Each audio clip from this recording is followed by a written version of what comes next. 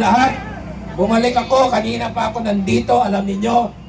At nagpapasalamat ako sa ating sambayanan at nananawagan.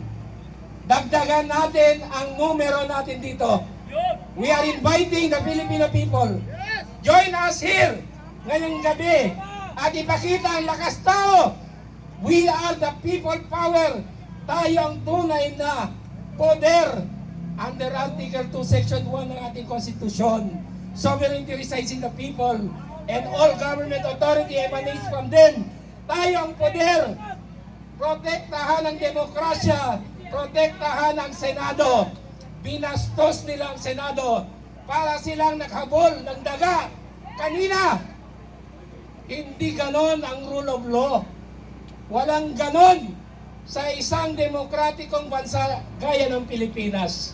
Huwag niyong gawing tanga ang mga Pilipino. Mahal namin ang batas, mahal namin ang konstitusyon, mahal namin ang Senado, mahal namin ang taong bayan. Huwag niyo kaming bastusin. Please lang, NBI, kompanyero, Matibag, magkasama tayo dati. Nung time ni President Duterte, alam mo na mali ang ginawa ng mga tao mo kanina. I-surrender mo yung 6 na yan na sinight in contempt ng Senado. Huwag mo silang protektahan. They have violated the law. Let the hammer fall, though the heavens cry. Ang ating Senado ay bastion of democracy just like our Supreme Court. Recently, ang ating Korte Suprema sa kaso ng Luna et al. Versus Soto, nag-issue ng order na pinapaliwanag si former Senate President Soto kung bakit binastos niya ang Korte Suprema sa impeachment decision ng Sara Z. Duterte versus House of Representatives. Kanina tinanggal siya as Senate President. Karma ba yan? Karma is real. Kaya huwag niyong bastusin ang rule of law. Huwag niyong bastusin ang mga institusyon. Respetuhin niyo ang Senado dahil karma is real. So, ang hinihiling ko lang sa ating mga kababayan, huwag niyong saktan ang mga pulis. Ang mga pulis ay may mga pamilya rin. Ginagampanan lang nila ang kanilang tungkulin. Hindi yan sila bastos. Sila ay mga huwaran din. May mga anak yan. They are here to protect us. Salamat sa ating mga kapulisan. Protect Senator Bato de la Rosa at all costs. Senate, protect the Senate at all costs. Protect the Constitution at all costs. Maraming salamat. This is former PACC Commissioner and TESDA Consultant, Attorney Manuelito Luna. Good evening. Yan, buhay pa ba kayo? Gising pa ba kayo? Atong pa rin ako. Pero okay man yan kasi binabantayan tayo ng mga pulis. Pero, masakit lamang isipin mga kababayan na tayo ay hindi mga magnanakaw, pero tayo ang ginigipit ng NBI ni Matibag. Kung naalala nyo mga kababayan, yung video ni Matibag dati na nag-viral, lumapit yung, ano tawag doon? Yung waiter, pinagmamalaki nila yung bundle-bundle na pera, di ba? Ngayon, nag-viral! Anong sabi ni Boy Matibag? Peki yun, ginawa lang doon sa rekto, putang inang Matibag yan. Kaya pala ang daming durugista sa ating bansa dahil direktor mismo ng NBI ang nagpapagawa doon sa rekto ng mga peking pera. Galing naman sa bibig niya yun. Galing mismo yan sa bibig niya. Hindi galing sa atin, galing sa kanya. Pangalawa, yung si rekto na panay kuskus at tila sa puwit ni Bongbong Marcos. Pag naririnig ko ang pangalang rekto, ang pumapasok agad sa utak ko, scammer! Saan ba pinapagawa yung mga peking lisensya? Saan ba pinapagawa yung mga peking birth certificate? Basta rekto, peke at scammer yan! Kaya sana naman boy matibag at sa mga kapulisan natin, huwag kami ang bantayan nyo dahil maski piso, wala kaming ninakaw! Kung may mga bayad kayo, dapat pasukin nyo ang bahay ng mga kongresista.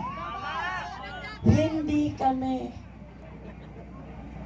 Kaya sa mga palamuning politiko na hindi pa nakukontento sa kanilang mga sahod, na ninanakaw pa pati pera ng taong bayan, alam namin na yung impeach na yan na putang ina, inimbento ng Administrasyong Marcos para lamang mapabagsak ang kanilang kalaban sa politika at para ipagdamot sa mamayang Pilipino na mamili ng kanilang leader.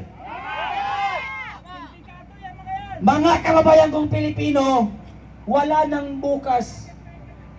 Ito na ang hinihintay natin.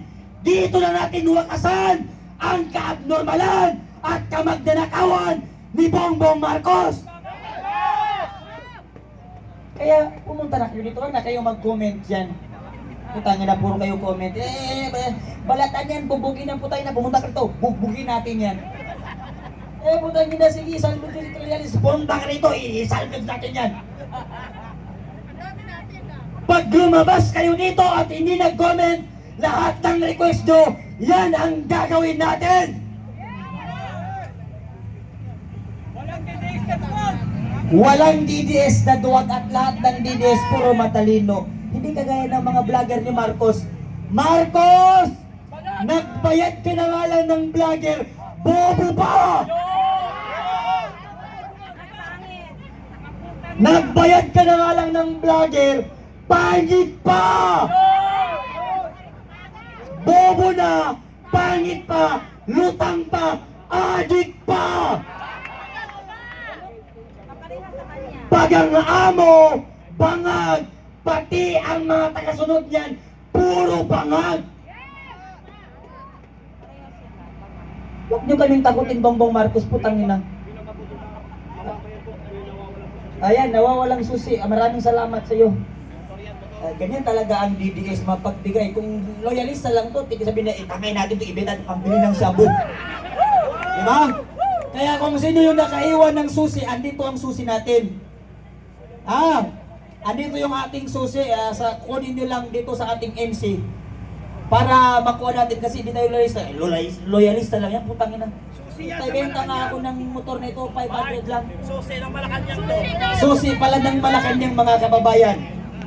Alam natin na hindi pa nila nauubos yung mali-malitang pera. Magbalato naman kayo kahit pambayad lang ng kuryente. Ang kakapal ng muka ng mga congressman sa House of Representatives, nandyan kayo para i-representa ang boses ng inyong nasasakupan, hindi para pagnakawan ang inyong mga nasasakupan.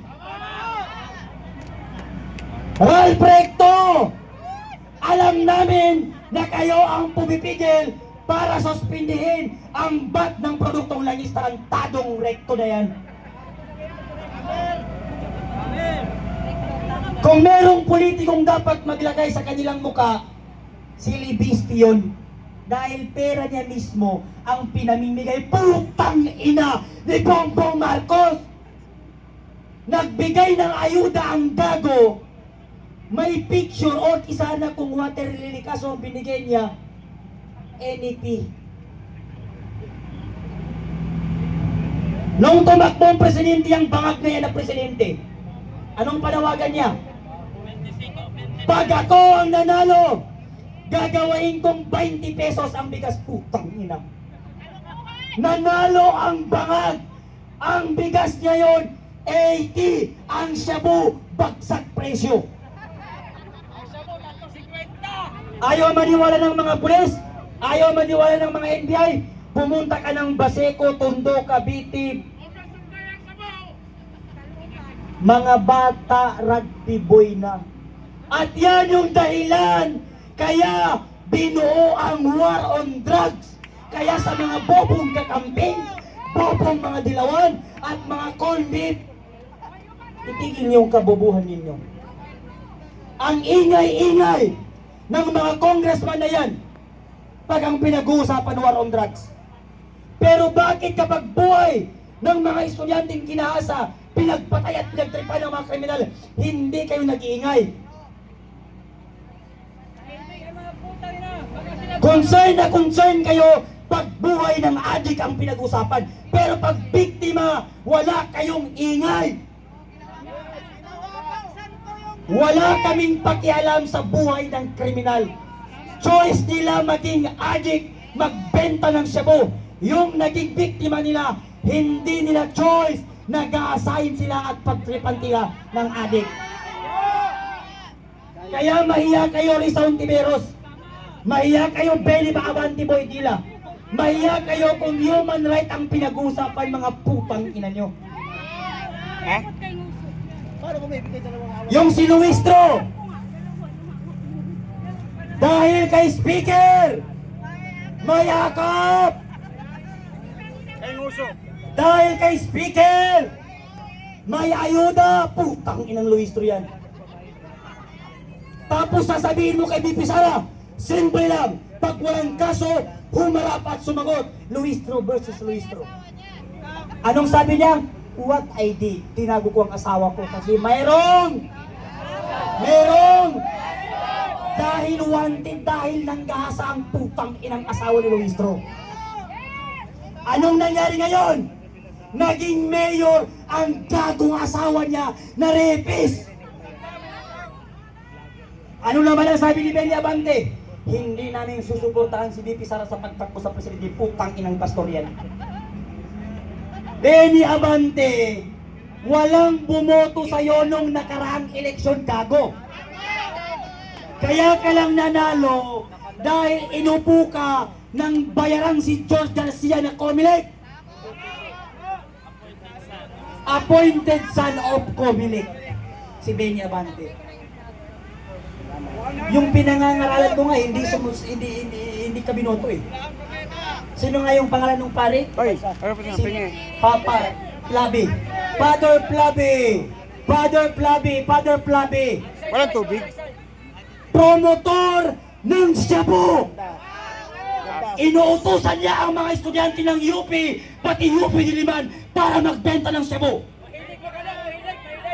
Anong sabi niya? Pag isang sachet ang nabenta mo, 50 pesos ang sayo. Pag nakatatlong sachet ka ng 20, meron kang 150 pang tawid. Putang inang pare yan. Nakakahiya kang pare. Imbis na mangaral ka na bawal ang shabu, sinusugo mo pa ang mga estudyante para magbenta ng shabu. Putang inang padre yan.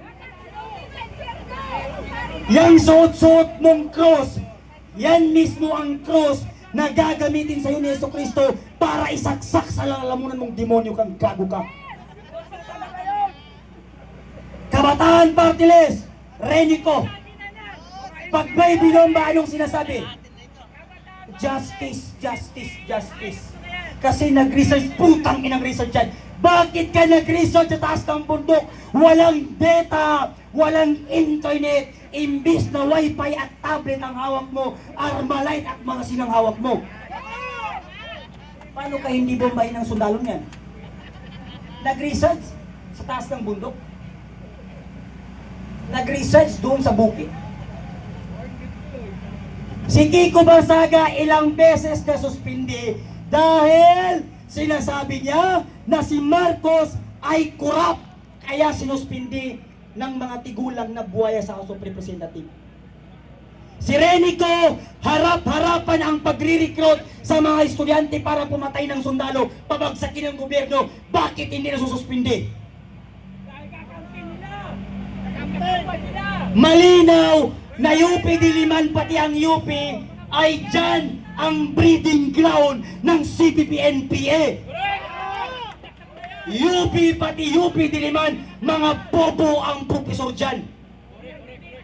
Kung hindi ka bobong profesor, Imbis na araling panglipunan ang tinuturo mo, war on drugs ang tinuturo mo. Anong utak lang may estudyante ng UP? Duterte, diktador, Duterte, mga tao. Pero anong pinatay niya? Adik, kagaya ng mga profesor ninyo sa UP.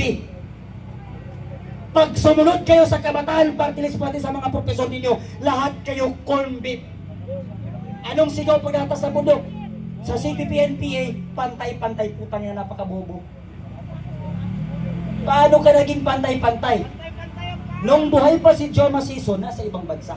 Yung recruiter nyo na si Renico, pati si Raul Manuel, nasa hotel, nakamansyon, nakakotse. Yung na-recruit na estudyante, kumakain ng daga, nabibilad sa araw. Saan doon ang pantay-pantay? Kaya sa mga congressman, humanda kayo. Dahil hindi namin kayo tatantanan, hindi namin kayo titigilan, pati itlog nyo, lulutuin namin yan. Panagutin ang lahat ng politikong sangkot sa korupsyon na dahil napakaraming Pilipino ang nawala ng tiraan, napakaraming Pilipino ang namatay, mga kabataan na nagkasakit dahil sa bagyo, dahil hindi nila ginawa ang dapat gawin sa flood control. Imbis na ipagawa sa flood control, pinaghati-hatian ng mga politiko ng mga gago, kaya panagutin silang lahat pag nagkataon. So, hanggang dito na lamang. Maraming salamat mga pulis sa inyong pagbabantay. Marcos, Martin Romualdez, palamunin yan pati ang mga congressman. Bakit? Mga batugan yan! Hindi marunong magtrabaho, umaasa lang sila sa tax at buwis nating mga Pilipino. Tayo ang nagpapakain sa kanila. Tayo ang nanggagas sa kanila. Kaya dapat lamang namurahin natin sila pag hindi nila nagawa at nagampanan ang trabaho nila bilang public servant. Kaya ka tinawag na public servant para magserbisyo sa publiko, hindi mamirwisyo sa publiko. Magandang gabi sa inyong lahat.